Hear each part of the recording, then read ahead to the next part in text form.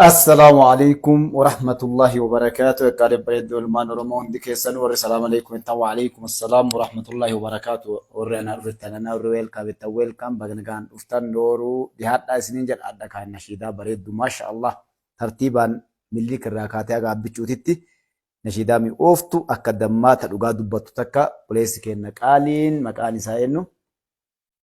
الله أكبر.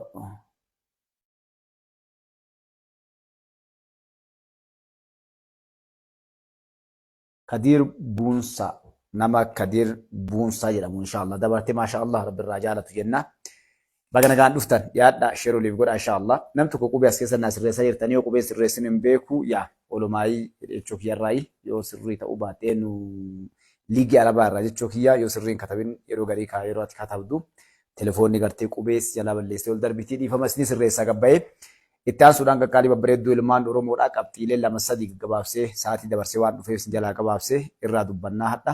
As keessatti waa'ee daangaa Somaalee irra lola jirus Alshabaabii fi mootummaa Itoophiyaa waliin jirus isinii tuqaa inshaallah rabbi taate gaggabaabsee kanaan mata dureenti guyyaa hadhaa olumaayii shaneen rashante ajjeefte goorraati irraa isinii tuqaa itti aansuudhaan akkasuma Itoophiyaan Musliim Itoophiyaa liigii Arabaa seenuudhaaf qarree gubbaa jira rabbi haa milkeessu isarraalee gaggabaabsee irraa isinii tuqaa inshaallah rabbi biraa taate akkasuma gocha shaneedha meeshaa booji'ame kan shanee fi faan dhiifama shanee fi alshabaab wajjin sheerii qaban yookaan ammoo karaa kana gadeemu kan qabame kan gartee reediyoodhaa fi kilaash akkasuma meeshaalee qaqqabame isinii tuqaa. Kanaaf dhiyaadha shiruu liif godha baga nagaan dhuftan hundi keessanuu anaa dhufu nooruu isiniin jala jechuudha. Namni hadhaa qabu 74 qofaami ni beeyna. Maaliif beeytu? Mata duree hadhaa tana argaa akkamitti seenan namni hedduun hin seenu. Waan akkasiisan hin seenan. Waa'ee Musliima Itoophiyaa Musliima liigii Arabaa maal jedhan kan argaa namni hedduun hin seenu. Sheer godha inshaallah. Dubbiin kaakiitti nu laala. Dhugaa haqa dubbanna haqarraa waan jirtu guutuu si dubbanna jechuudha. Abbaan fedhe jaalatee jibbee nuti warruuma haqa dalaguuf waan kanarratti gartee nu wajjin dhaabbatu dhugaatu wajjin dhaabbatu wajjin dhiibnee bakka tanaan baane jechuudha. Isin haqni seentan kun sheer godha. Namni 88 jirtan kun sheer godha inshaallah. Yeroo garii beektanii qalli daallee jedhe warri keenya. Hindaganni haqaadhaaf abbaadha. Haqaayyoof abboo hundi keessanuu inshaallah hindagatinaa haqxi haadhaaf abbaa jaarsa ganna dhibbaallee yoo jiraatte haqxi haadhaaf abbaa keetti sira jirtu jechuudha. Isaan si biraa deemanii jiranii makfiraa kadhattaaf. Warri ammoo addunyaa kanarratti haadhaaf abbaadha qabdan jannata jiruu addunyaa kanarraa gammachuu ilmaan teessii qajeelu akirri kee tolu risqiin tee bal'achoo yoo barbaadde maal goota haqaadhaaf abbaa guutta jechuudha. Egaa salaataa soomana kee haqa rabbii si kenne ta rabbii guutte haqaadha abbaati. Yoo kanan godhin hongahaan si ga'u addunyaa afaa kiratti illee jiru. Dalan dagatin waan feeti dalaga feeti soomaati salaatii soomanii waan feeti dalaga sadaqadha jihaada bahi.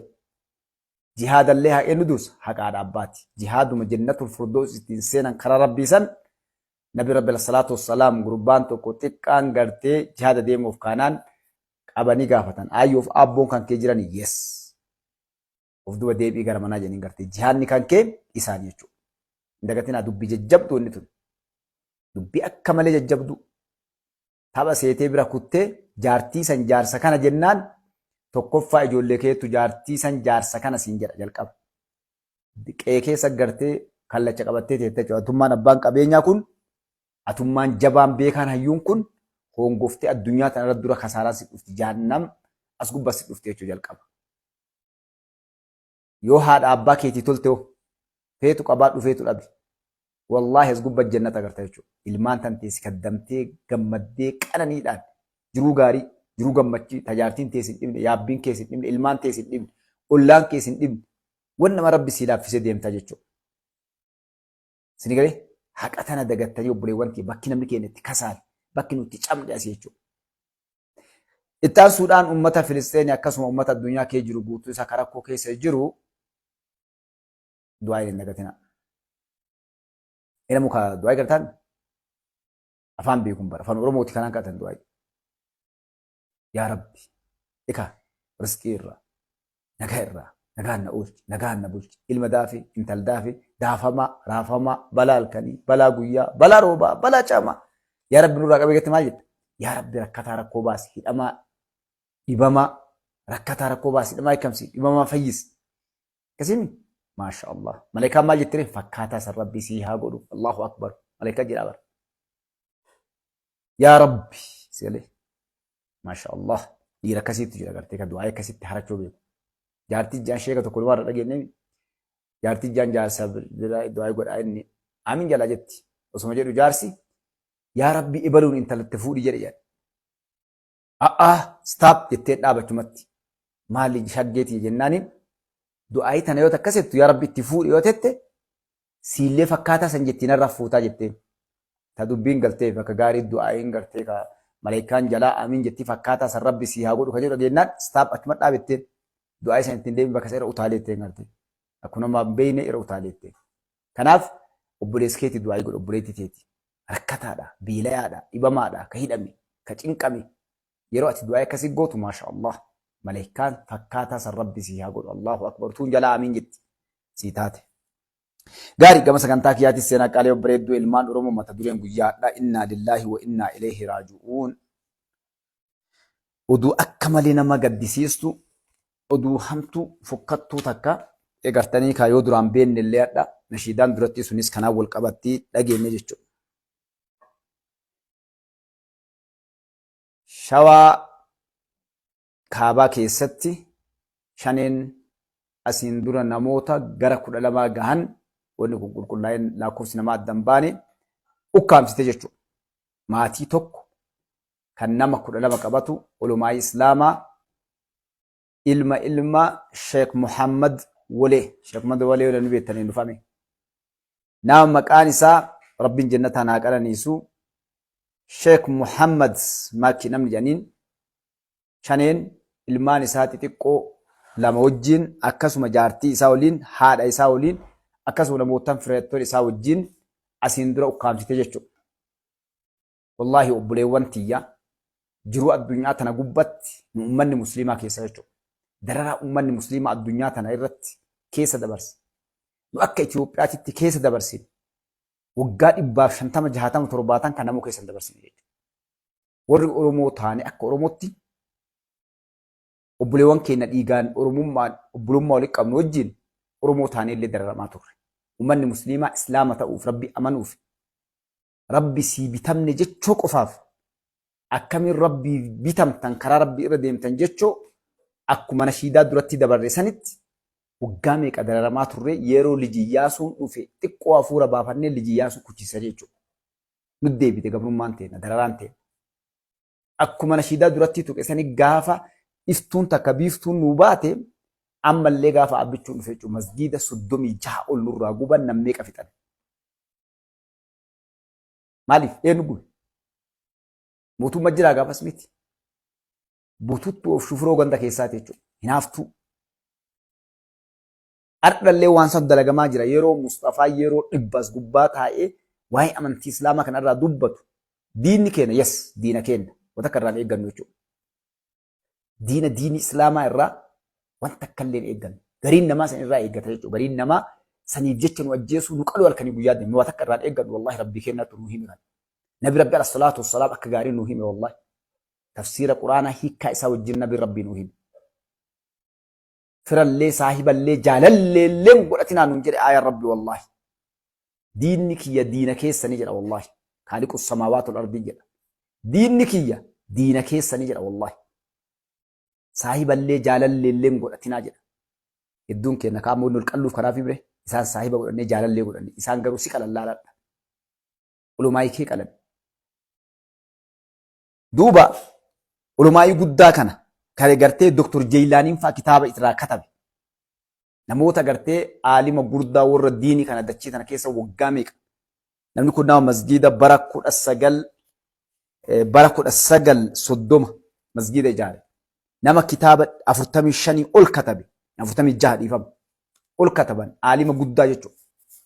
Isaanii salaatanii masgiidaa bahan 5 ukkaamsite. Eega ukkaamsiteen duubatti birrii miiliyoona 2.5 gaafatte jechuudha. Isaanii maatii isaanii wajjin birrii miiliyoona 2.5 gaafatte jechuudha.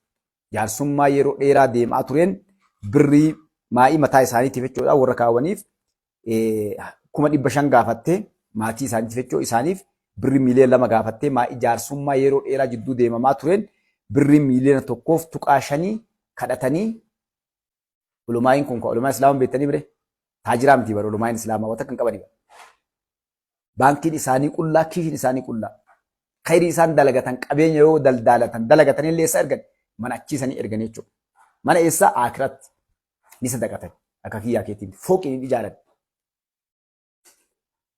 ilmiin isaanii ganam akiratti jechuudha kanaaf taajiraa miti aalima ammoo ulumaayi maasha Allah rabbi irraa jaalatu duuba warri kaa diinii islaamaa balleessuu deemu eenyu shaniin kana Mustafaan qobaadhee dubbadha abbaan feete homaa takka nan gootu wanni takka na gootu hin jiru jechuudha takka rabbi malee wanni ati na gootu hin jiru shaneen erga jaarraa abbaa gadaa rabbi jala saa soorisa jaarraa abbaa gadaa irraa dhaabni kun fuudhame eegatanii warri dhaaba kana irra deemu abbaa feete ta'e minni mattaa mataa takka illee hin fidu warra diinii islaamaa balleessuuf deemu gaafa leencoo lataafaati daawud ibsaafaa siree gurguranii asii nama isaan mataa nyaatee isaan dhibe fidanii achi kitiman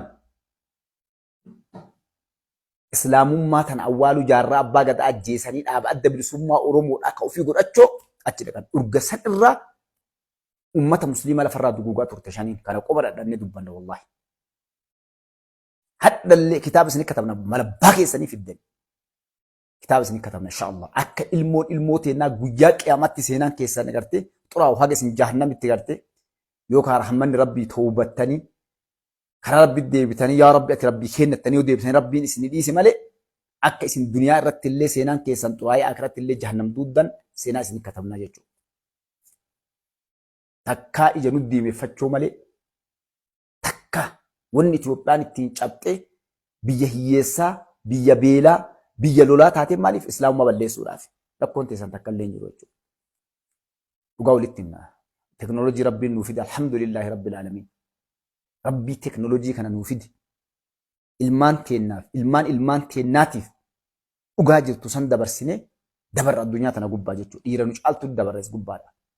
Dhiira nu caaltu tas gubbaa gale goonni hayyoonni biyyee uffatte wallahi leencoleen sunneen. Takka rabbii warra jannatul firdoo isaan haa godhu jechuudha. Shaneen takkaa haga baate nadhii gammadaa barsheeka rabbi jannataa isaa qanaisu nadhii gammadaa ulumaayi hadha akka ulumaayi gartee hadha sariin tunniin qalteeti. Tokko lama qalamte ulumaayin islaamaa harargee baale keessa dhaqa gaafadhaame. Meeqa qalame dhugaasaa bakka akka hadha lubbuun jira bakka kaan isatti haa buusu rabbiin. Ni danda'a kaaliqu samaawaatu ardinaa rabba immoo kennan obsa qaba bara. Hadha hundi isaa gartee qabsaa'ota Oromooti gootota Oromooti hundi isiitu jechuudha. Alhamdulillahi rabbil aalamiin islaamummaan bikalee qotee awwaale san hadha ol baatee diida gubbatti fantashir fil ardi gara hunda sossootee ulumaayin teenna wallaahi qoma dhaattee hadha akka nama eenyullee olitti alhamdulillahi rabbil aalamiin amantii eenyutillee olitti alhamdulillahi gartee bututtuun ammallee asiin iqaaba jettee asiin hijaaba jettee asiin jinni jettee gartee halkanii guyyaa hirriba dhabaa jirti farshoo dhugdee ofirra albaa Finfinnee kana keessatti akka saree maraattee gara biriin dadhabdee yaabbichuu diini islaamaa kana diini haqaati jettee shaneen as keessaati faannoon as keessaa alshabaabiin as kee jirtu alshabaab beektanii isin musliima seetanii kun ummata bar diini islaamummaa kana awwaaluu deemu bar namni ijaaree deemu. Shanee alshabaabii walii galtee namtu gabbahee shanee alshabaabii waliin galtee gabbaniin dubbanne jechuudha.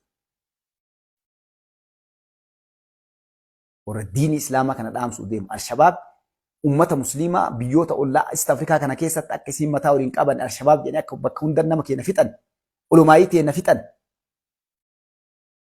Siree ibsa bas keessa saree munaafiqa yoo nabar islaamaa kun